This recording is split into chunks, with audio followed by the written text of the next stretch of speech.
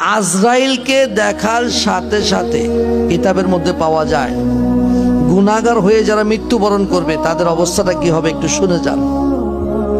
আজরাইলকে দেখার সাথে সাথে গুনাহগার ব্যক্তির এমন একটা অবস্থা হবে, মৌতের যন্ত্রণা, আহা, যে আজরাইলের মধ্যে সমস্ত দুনিয়ার সাগর নদী নালার পানি যদি ঢেলে দেওয়া হয়, আজরাইলের মাথার 4 ভাগের 1 ভাগও ভিজবে না।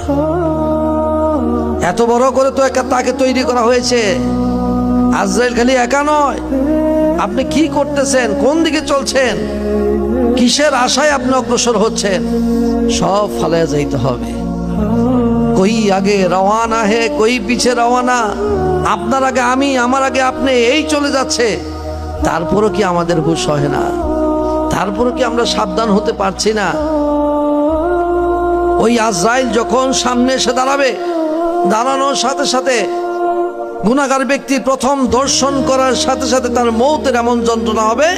কিতাবের মধ্যে পাওয়া যায় একটা মানুষকে একটা তলোয়ার দ্বারা 1000 কোপ দিলে যেরকম কষ্ট হবে, এর থেকেও অধিক কষ্ট হবে গুনাহগারের জান কবজ করা। বলেন আল্লাহু আকবার। সেই কষ্ট আপনি কি দিয়ে দূর করবেন? সেই কষ্ট টাকা দিয়ে দূর করা সম্ভব? জ্ঞান বুদ্ধি দিয়ে, সৌন্দর্য দিয়ে, বুদ্ধি দিয়ে, কোনো কিছু দিয়ে সম্ভব নয়।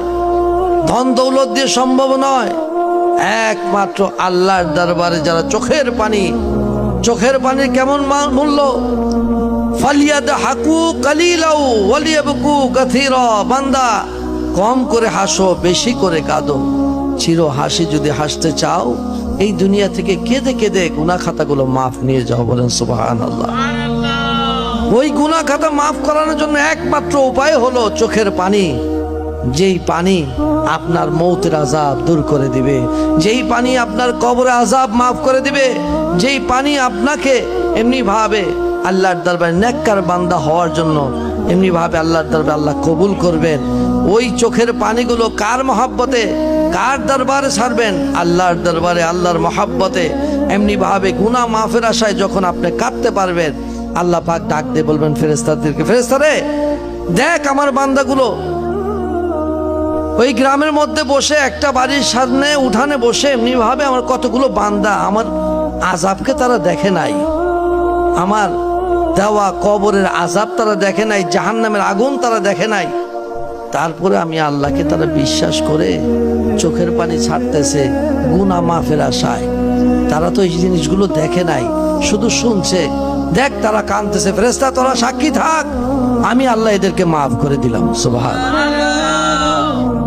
ওই রহমানুর রহিম, পরম দয়ালু যিনি, তার দরবারে যদি আমরা এমনি ভাবে চোখের পানিগুলো ছেড়ে প্রতিদিন মাগরিবের নামাজের পরে অল্প সময়, 5 মিনিট, 10 মিনিট, 20 মিনিট, যতটুকু সময় পাই, যদি আল্লাহর রাস্তায় আমরা ব্যয় করতে পারি, হয়তো এই বসাটা আমার জন্য ফায়সালা, নাজাতের ফায়সালা হয়ে যাইতে পারে। সুবহানাল্লাহ।